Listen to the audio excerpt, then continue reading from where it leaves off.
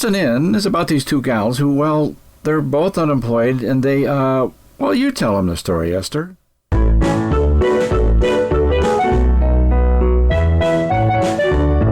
Okay, all right.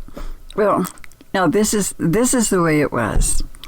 See, there was Ellen Wallace, and she's, I don't know, let's just say she's a tad younger than Meryl Streep, but not by much. And she's had it in her head and in her heart to write the most dynamic novel ever written, just as soon as she has time. First, she had the kids to raise. Then she has a husband to take care of, and darn if he doesn't seem to need more care than the kids ever needed. Then there's, the house and the yard, 'cause they can't afford help. Not on Murray's salary at the fabrication house. That's a place that the design department makes elaborate signs, the kind that nod and wave and blink and do all those sorts of traffic attention-grabbing things. And then that department, they send specs to the men on a staff that includes Murray. They're the ones who actually put the things together and make them work. Disney, SeaWorld, they use some of their stuff. But it's a small production plant. And the economy, it isn't as great as a lot of people claim it is. And the boss, he had to let 7 men go. Murray, only a couple of years shy of retirement, he was one of them. Now, Murray's a good guy. Some say he reminds them of that fellow who played Roseanne's husband. Remember that on TV some years back? And Lord knows, he loves his wife. He does. But he's right around Strip's age, too, and that's not the right age to go job hunting. He believes Ellen's the most creative person on earth, the best writer, the cutest, the funniest, the most determined, the most unpredictable, and that she, honest to God, really could come up with a blockbuster novel if he were a sugar daddy who could afford to have her type all day. But money for ink cartridges and the likes, that adds up. Granted, Helen has written a couple of little mysteries that turned into e-books. Passive income, she keeps telling him, but so far it's been so passive as to be downright non-existent. She did, actually sell a couple of the short stories to a bank teller friend and a couple of other wannabe writers who paid something like, I think, 99 cents online to read the things. Anyway, Murray keeps telling her things can't go on the way they've been going, and the years are going by. Finally, Murray ran out of patience and money at about the same time. Dang it all, Ellen, he tells her. You've just got to go out there and get yourself a job, one with a real paycheck. My part-time food delivery job, it's just not cutting it. Well, now, Murray, he's got 2 good chances of getting her to see things his way, fat and slim.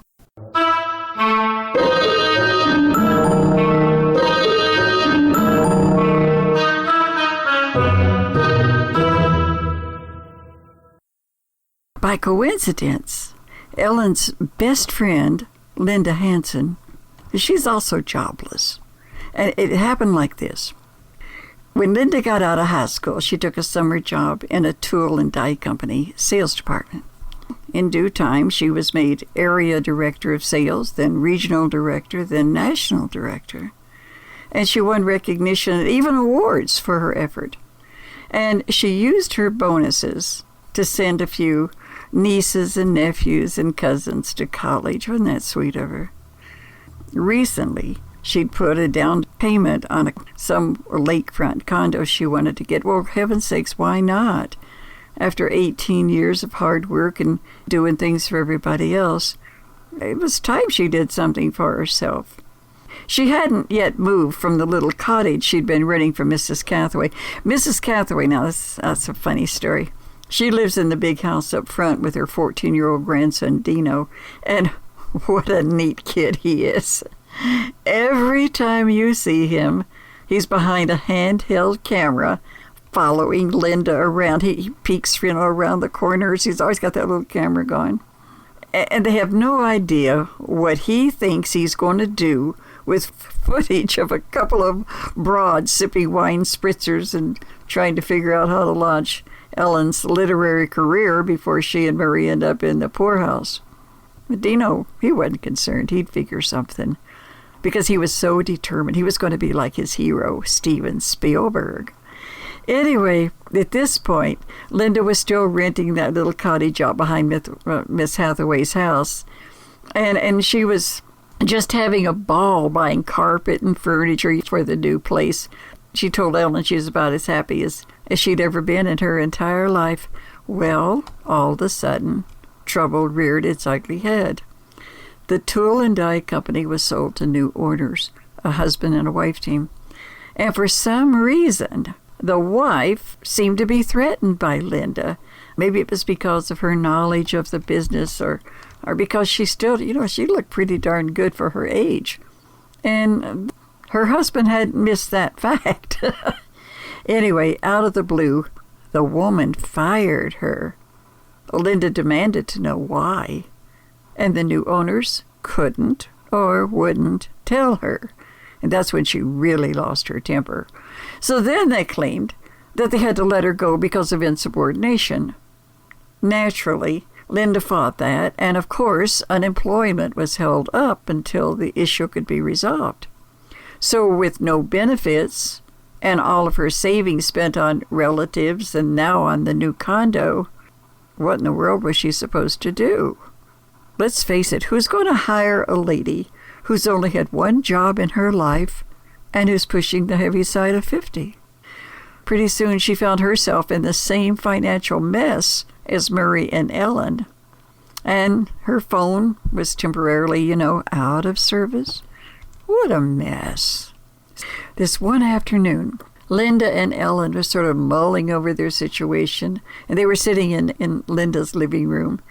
And there, out on the patio, was Dino. But Dino, now he was capturing every bit of this on that ever-present camera. Ellen wasn't really thinking about Dino because they just, he's a kid and he's just doing his thing. But the TV was on over in the corner of the room. And Ellen happened to notice that it was turned to a PBS documentary about men serving prison sentences for white-collar crimes. So she's kind of curious. She turns up the volume, and the women were stunned to see that those white-collar prisons, they more resembled plush resorts.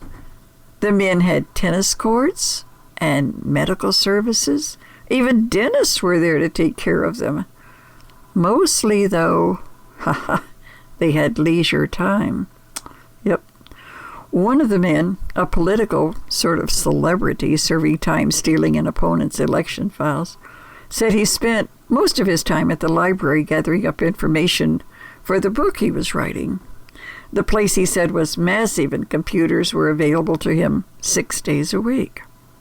Wow, Ellen said. So this is what she said to Linda. Prisons are funded by taxes, aren't they? Linda wasn't sure, but it seemed logical.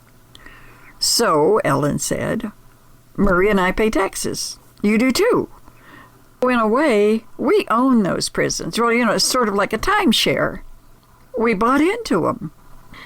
Linda wasn't sure where Ellen was going with that line of thought, but Ellen had her interest.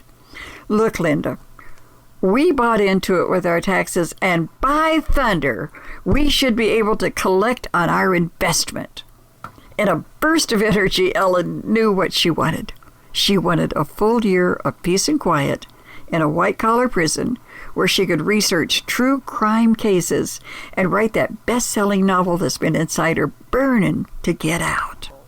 Linda, a good Catholic girl, she crossed herself and then she sort of begs Our Lady to forgive her wayward-thinking friend, but things really were getting bad financially, sort of desperate even. It didn't take too long for Linda to agree to Ellen's fantastic plan.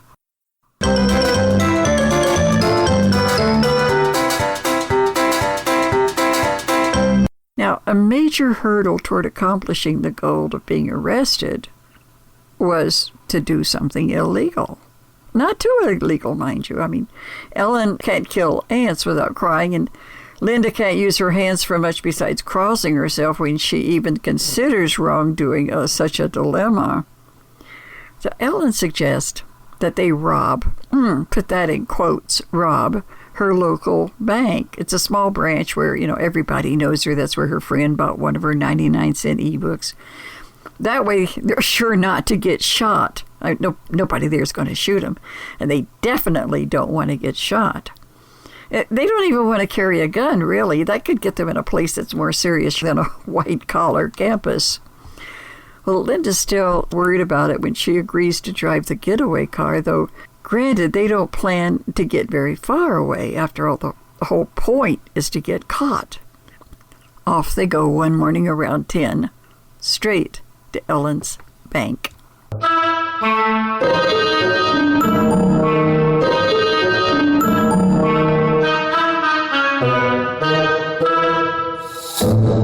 Once they get there, Ellen gets out of the car while Linda parks in the street with the motor running. And Ellen goes in with a scrap of paper on which she had scrawled, "Give me all your money." Now, that wasn't too imaginative, but it should get the job done. Inside, she's waiting in line. And John, he's a young bank teller. He nods a friendly good morning to her, and she waves back. Then Roger, the bank manager, he calls out a greeting, and Ellen smiles a pleasant hello. Barbara, the part-time bank clerk, one that bought the ebooks, she's on duty when Ellen pushes the paper across the counter.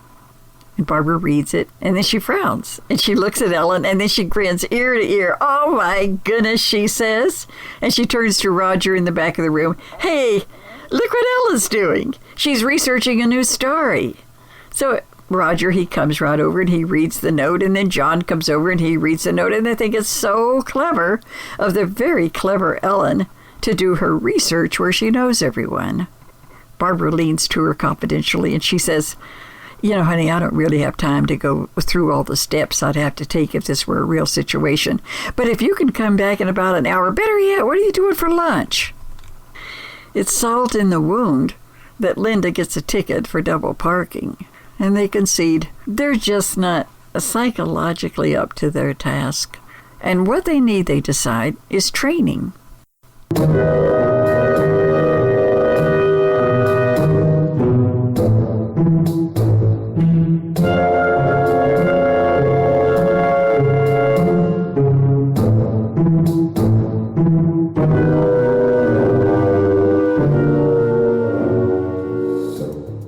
Early one morning, with Linda at the wheel of her Toyota, they pull up to a downtown corner where an elderly vendor is opening up his taco stand for the day.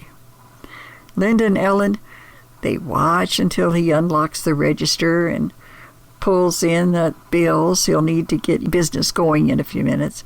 Well, that's when Ellen bolts from the car, races behind the counter, right up behind the old gent who's totally taken off guard, and she hisses the way she'd seen it done on TV. "Don't turn around. Just give me your cash. All of it. Just put it there on the counter. Don't turn around, I told you." Now, if the old guy was scared, I can tell you, he wasn't half as scared as Ellen. Praying he didn't have a gun somewhere close, she grabbed the money and ran like the wind back to Linda's car. And away they went, burning rubber, taking the corner, taking it on two wheels.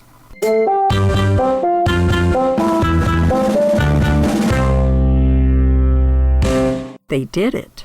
They did it. They robbed a man they were sure was able to get the license plate when they pulled off. After all, that was the whole point, that he get the license plate. It wouldn't work without that. He was supposed to give the police that information, and of course that would lead to their arrest.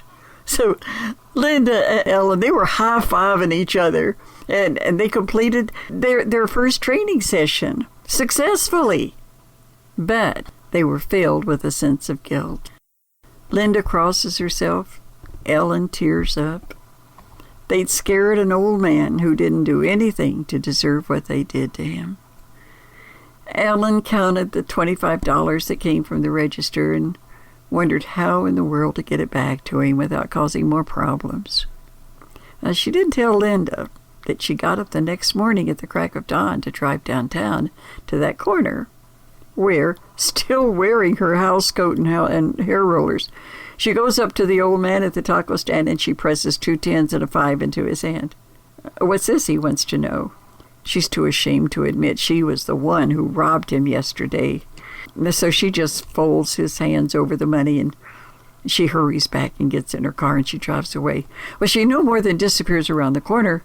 Then Linda's Toyota comes into view. And she pulls to the curb. She leaps out. And she races to the taco stand where she presses 5 $5 bills into the elderly man's hand. "What's this?" he nearly screams. And not once did it dawn on him that either of these middle-aged women might be the thief who robbed him the day before. Oh, my goodness. Oh, that turned out to be quite a mess. He'd call the police, of course, they learned later, but he couldn't really tell them anything. The woman who robbed him came up from behind. He never got a look at her. He assumed she had a gun, but he couldn't prove it. The police wanted to know how the women escaped. And when the man said she jumped into a car parked at the curb, he wasn't able to fill in many details because he was colorblind. So he didn't know the color of the car, and he didn't get a look at the license plate because his vision wasn't good enough to see that far. Linda's little one-room cottage with its loft bedroom. It was the only place they could talk about their plan lest Murray get wind of their scheme, because there was Dino out there with his little camera and everything, and they didn't want him to hear about it either. And so anyway, without either of them confessing that they compensated the vendor for their thievery, they have this long, soul-searching talk that lasts from, noon till the sun went down. They talked about their failure to even get themselves arrested, about how it all started and how their lives had taken such a turn. Linda talked about her regrets for not going to college, her deep, hidden desire to go to law school, a dream she never fulfilled since she began supporting the nieces and nephews whose parents were trapped into minimum-paying jobs with no hope of anything better for the kids, not without good old Aunt Linda. And it was Linda's pleasure to provide for them. She loved her family, especially the kids. But now, she couldn't even take care of herself, let alone another year of tuition for any of them. If only she'd gone to college. If only she had a degree. Maybe now, though, it would all be possible. With 2 years of undistracted time to devote to studies in a prison library. So she looks at Ellen with a new resolve. The next day, the women drove to another bank, one unknown to either of them. Linda parks out front. So Ellen, she goes in with her handwritten note.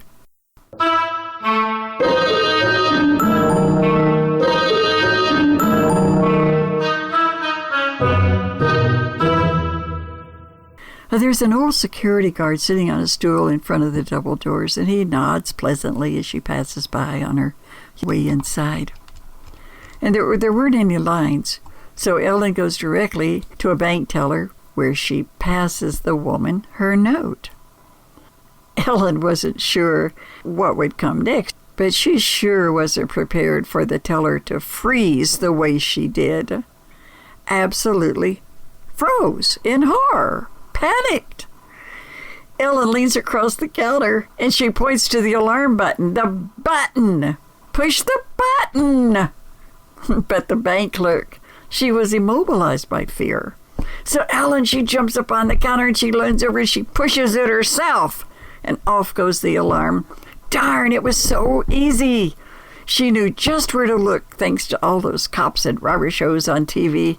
Of course, the old guard, he's still sitting on the stool outside the bank door, and he's oblivious to the alarm.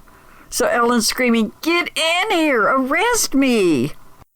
Well, everybody seems to be frozen where they are. First of all, they hear the alarm, but they don't see any hooded guys or any firearms. All they see is this wacky little brunette perched on a bank counter demanding to be arrested. She didn't look dangerous. Nuts? Yes. But dangerous? Nah. By now, the bank manager, he's rushed from his office, fully expecting to face a fleet of bank robbers and submachine guns. When no such thing is in evidence, he's more puzzled than frightened. And Ellen, man, she is totally frustrated. She hops down from the counter and she faces the manager and she says, "What the devil is wrong with you people? I just tried to rob you." About that time, the old security guard notices all the activity. And despite his deafness, he comes inside. But he's more curious than anything else. Ellen sticks out her arms and demands to be cuffed, but of course, the old gent doesn't even own any handcuffs. Now, Linda, she's out there in the car, and she can't stand it any longer. She's heard the alarm. She sees the old security guard amble inside, and she wonders, what the heck is going on? And as she goes inside, a policeman pushes past her with his partner right on his heels. Then there's Ellen with her arms stretched out in front of her, and everybody's staring at her like they expect somebody to jump out of the crowd to announce it's all a part of some kind of TV show, one of those candid camera type deals. Well, the moment of truth arrives when an officer empties Ellen's purse and finds her cuticle kit with nail scissors in it. Finally, blissfully, Ellen is arrested. And when she yells that they have to take Linda too, the officer says, "For what?" And Ellen said, "Because she's driving the getaway car." Then it all happened just the way Linda and Ellen prayed it would happen, and they were both taken into custody. Here's a little side note. There's been a fella in Linda's life for, the past few months, 6 or so. His name is Russ Franklin. And when Princess, that's Linda's 12-year-old cat, died the very night she and Russ were to attend a concert, of course Linda doesn't want to go because of her grief. Well, Russ didn't get it. And all he says is, "Do you have any idea how much I paid for these tickets?" And he's on the phone, or she'd probably have knocked his block off for saying that. Anyway, what she's thinking is, "Well, you jerk." That's what she's thinking. But what she said was, "Do you have any idea how much I love Princess, who's been a part of my life for 12 years, whereas you've been in it for around 6 months? That's long enough for me to learn tonight what a heartless, selfish, uncaring jerk you really are." Oops. End of relationship. But let's get back to the two women who finally managed to get themselves arrested. Linda and Ellen, they're taken into custody and they're booked and they're locked in a cell in the Women's City Jail. And it really was a holy mess for a while, they had to admit that. But their mission was accomplished.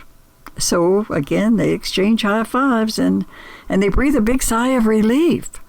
They're on their way to 2 years of peace and quiet and step one toward a future of dreams fulfilled. That's what they thought. They thought that for a whole hour until the matron unlocked their cell door and tells them they're free to go. "Go!" Helen screams in horror. "You can't make us go!" Linda shouts defiantly. And the matron says that bail's been posted, and then she walks away from an open door. The women can't believe it. First of all, they don't know anybody who realizes they're in jail. And second of all, there's nobody who'd bail them out, even good old Murray, shocked and even horrified by his wife's antics. He'd let her stir in her own juices long enough for her to learn a valuable lesson. Ellen knows how her husband's mind works. So, imagine their shock when they see Russ standing out there in the jailhouse lobby. And guess what he said to Linda? He said that he saw it on Breaking News, and that she'd always said he was never there for her. Well, he was proving now, by paying the bail, that from this moment forward, he would always be there for her, that he'd never let her down again. And of course, Linda goes into a rage. "You moron! You idiot! Can't you do anything right?" And the poor fella, he couldn't be more bewildered.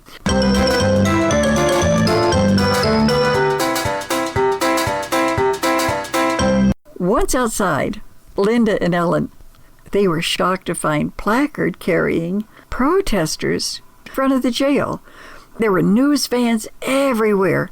Breaking news, it was continuing to break.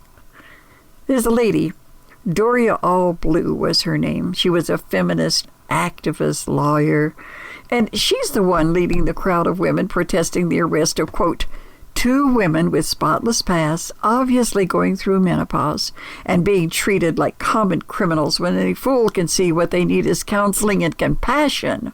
Oh, man. There are about 10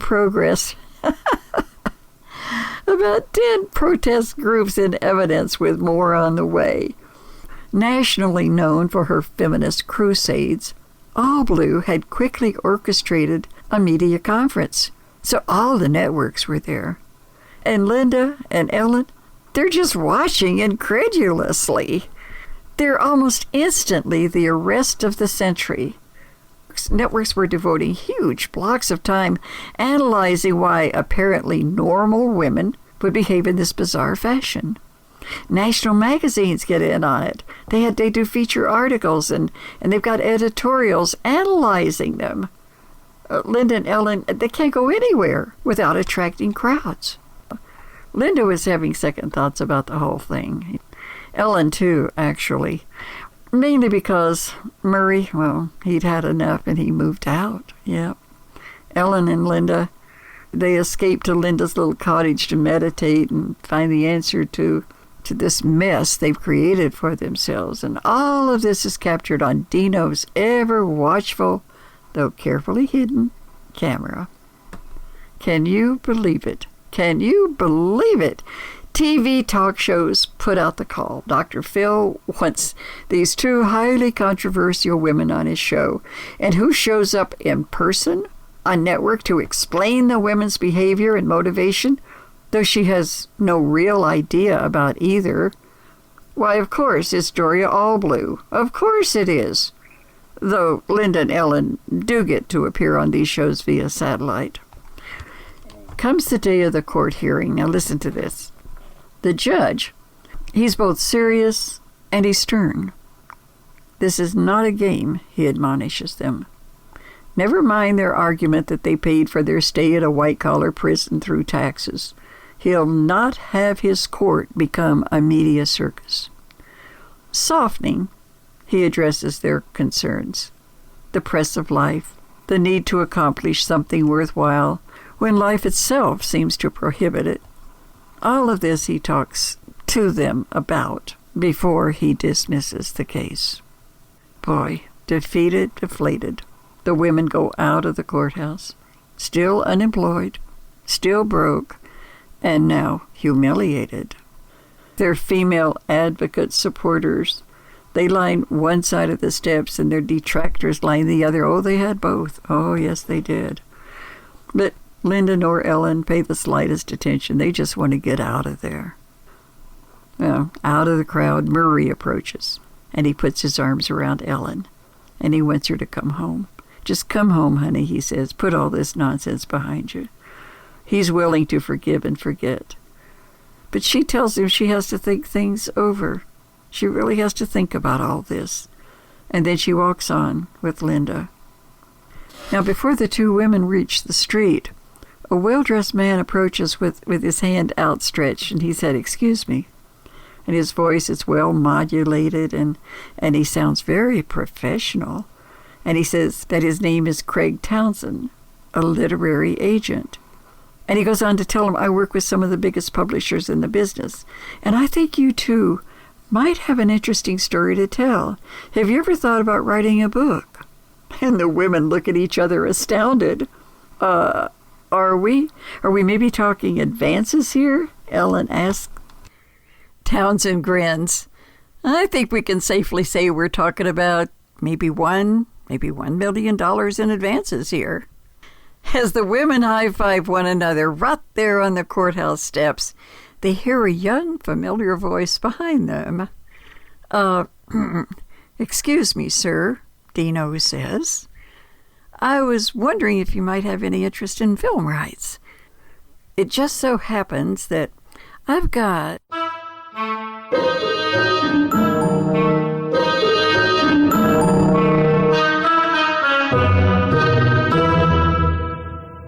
You've been listening to Bustin In, told to you by Esther Luttrell.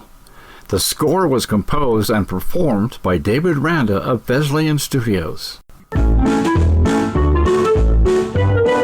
This is Jack Diamond inviting you to soar on the wings of imagination.